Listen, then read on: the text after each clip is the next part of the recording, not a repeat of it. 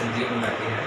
Sir अपन Covid पिछले महीने में पेशेंटों के लिए आपने जान से ज़्यादा उन लोगों के लिए जान की अपनी ताकत लगा दी। सर ऐसे कितने पेशेंट हैं जो रिपेयर होकर घर पहुंच गए? लगभग हमने करीब पिछले हमने 1 से सवा महीने अपने हॉस्पिटल को कोविड हॉस्पिटल किया था। ये उस समय पे जब बेड्स की बहुत क्राइसिस थी हमारे शहर के अंदर, जब बेड नहीं मिल रहे थे, तो हमने पूरे हॉस्पिटल में इमरजेंसी में जहाँ ऑक्सीजन लाइन नहीं थी वहाँ ऑक्सीजन लाइन डलवा के हमने पूरे हॉस्पिटल को कोविड हॉस्पिटल में कन्वर्ट कर दिया था। लगभग हमने 140 कोविड के पेशेंट्स को भर्ती किया और हमने कोई भी ऐसा मरीज भर्ती नहीं किया जिसको ऑक्सीजन की आवश्यकता नहीं हो। तो लगभग सभी सीरियस पेशेंट थे जिनको हमने भर्ती किया, पूरे के पूरे 140। तो एक ये अनुभव ऐसा रहा कि बहुत मेहनत करनी पड़ी, बहुत हार्ड वर्क करना पड़ा, पूरे स्टाफ ने बहुत मेहनत करी, क्योंकि बिना स्टाफ की सहायता के हम लोग कुछ नहीं कर सकते हैं। उन लोगों ने कुछ लोगों ने डबल ट्रिपल ड्यूटीज़ करी।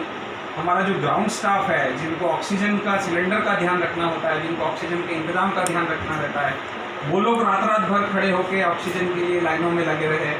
सभी लोगों ने बहुत मेहनत करी। मरीज के घर वालों ने बहुत हमारे ऊपर विश्वास किया, पूरा फेथ रख के हमारे ऊपर इलाज करवाया और हम लोग काफ़ी लोगों की सहायता करने में सफल हुए। इसका हमें खुद को बहुत अच्छा लगता है। सर आपने अपनी लाइफ के इस सीनियर है इतनी डॉक्टरी में कैसे नए अनुभव मिले आपको सर? क्योंकि ये बहुत अपनी तरफ से ये एक बहुत ही अलग अनुभव था। इस तरह के एक तो 25 के 25 क्रिटिकल पेशेंट को एक साथ हैंडल करना। आमतौर पे हमारे अस्पताल में 5 से 7 ऐसे पेशेंट होते हैं मैक्सिमम जो एक समय पे क्रिटिकल होते हैं, लेकिन एक 20 दिन का पीरियड ऐसा था कि 25 के 25 मरीज पूरे के पूरे क्रिटिकल आपको रोज़ देखना है, रोज़ उनके ट्रीटमेंट को रिवाइज करना है, रोज़ उनकी देखना है कि ब्लड शुगर कंट्रोल हो रही है कि नहीं, क्योंकि वो एक बहुत बड़ा मुद्दा है। डायबिटीज़ अच्छी कंट्रोल करना कोरोना के इलाज में एक बहुत इंपॉर्टेंट इशू है, क्योंकि लगभग ज़्यादातर मरीजों की शुगर बढ़ जाती थी स्टेरॉइड देने से। उसके लिए स्टाफ को बार बार बुला के इंस्ट्रक्शन देना, ये सब एक अलग ही अनुभव था कि 25 क्रिटिकल पेशेंट को हैंडल करना मेरे लिए एक बहुत अलग अनुभव था।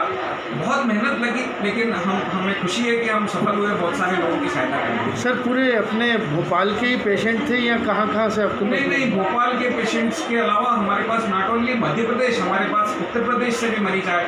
मेरे अस्पताल में 3 मरीज यूपी से आए, दो लोग बांदा से आए, एक झांसी से आया।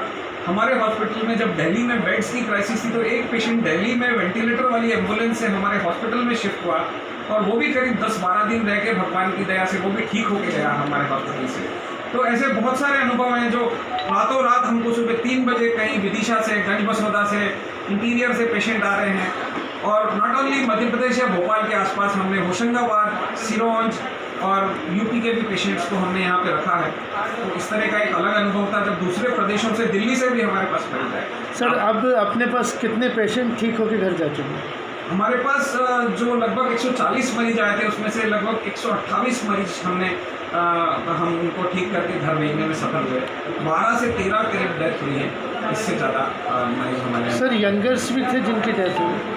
यंगेस्ट हमारे हॉस्पिटल में जो डेथ हुई है वो करीब 58 ईयर्स मेल की हुई है और एक अभी जो क्रिटिकल पेशेंट था वो करीब 40 का था, लेकिन वो 10-12 दिन किसी दूसरे हॉस्पिटल में रह के आया था। उसके बाद हमारे आया था जब उसके पूरे 100% लंग डैमेज हो चुके थे। तो ऐसे में करने के लिए बहुत कुछ नहीं होता है, फिर भी उसके ऊपर हमने बहुत प्रयास किया। 10-12 दिन हमारे हॉस्पिटल में भी रहा, लेकिन दुर्भाग्य से नहीं बचाया जा सका। तो वो यंगेस्ट डेथ थी हमारे हॉस्पिटल। मैं चाहता हूँ कि पैनिक या भय खत्म होना चाहिए। सावधानी बरतना अलग है, भयभीत होना दोनों में फर्क होता है।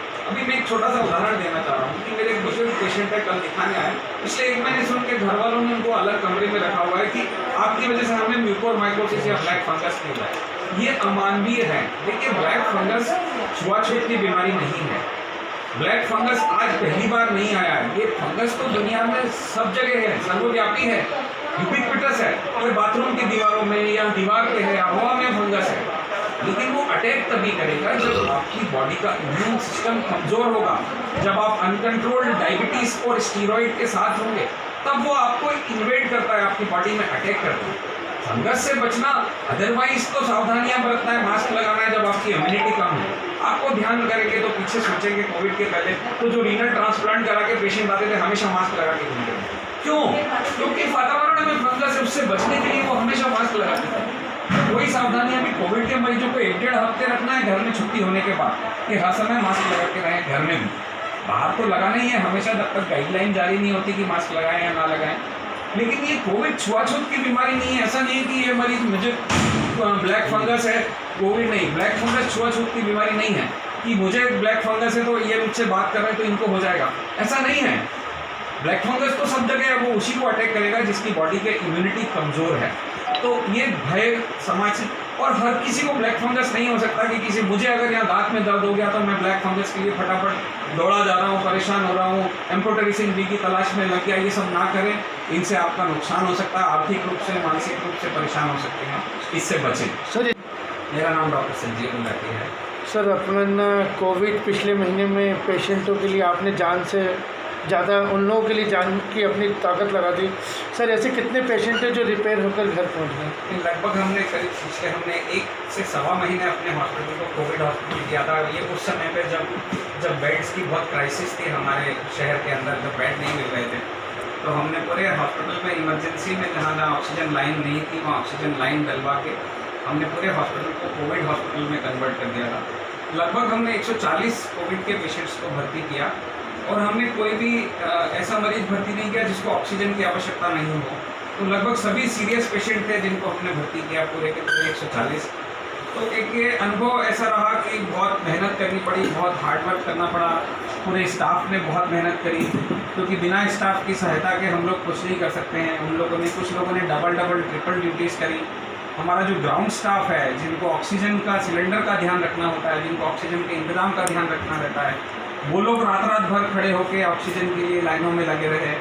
सभी लोगों ने बहुत मेहनत करी। मरीज के घर वालों ने बहुत हमारे ऊपर विश्वास किया, पूरा फेथ रख के हमारे ऊपर इलाज करवाया और हम लोग काफ़ी लोगों की सहायता करने में सफल हुए। इसका हमें खुद को बहुत अच्छा लगता है। सर आपने अपनी लाइफ के इस सीनियर है इतनी डॉक्टरी में कैसे नए अनुभव मिले आपको सर? क्योंकि ये बहुत अपनी तरफ से ये एक बहुत ही अलग अनुभव था। इस तरह के एक तो 25 के 25 क्रिटिकल पेशेंट को एक साथ हैंडल करना।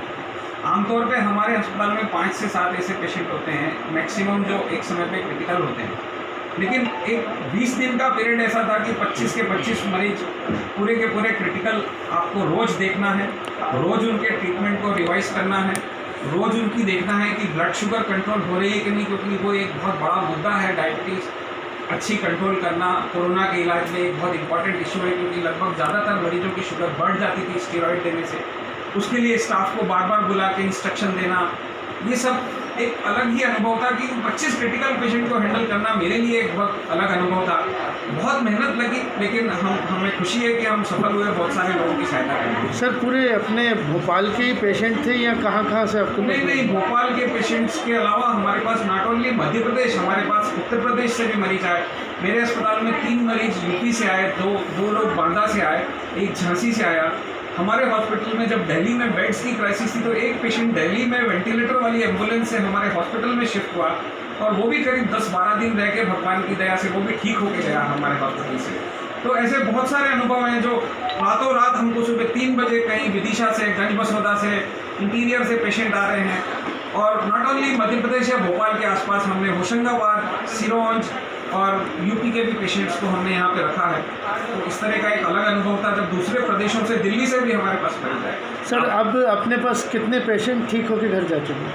हमारे पास जो लगभग 140 मरीज आए थे उसमें से लगभग 128 मरीज हम उनको ठीक करके घर भेजने में सफल हुए। 12 से 13 करीब डेथ हुई है, इससे ज़्यादा मरीज हमारे। सर यंगर्स भी थे जिनकी डेथ हुई? यंगेस्ट हमारे हॉस्पिटल में जो डेथ हुई है वो करीब 58 ईयर्स मेल की हुई है और एक अभी जो क्रिटिकल पेशेंट था वो करीब 40 का था, लेकिन वो 10-12 दिन किसी दूसरे हॉस्पिटल में रह के आया था। उसके बाद हमारे आया था जब उसके पूरे 100% लंग डैमेज हो चुके थे। तो ऐसे में करने के लिए बहुत कुछ नहीं होता है, फिर भी उसके ऊपर हमने बहुत प्रयास किया। 10-12 दिन हमारे हॉस्पिटल में भी रहा, लेकिन दुर्भाग्य से नहीं बचाया जा सकता। तो वो यंगेस्ट थी हमारे हॉस्पिटल।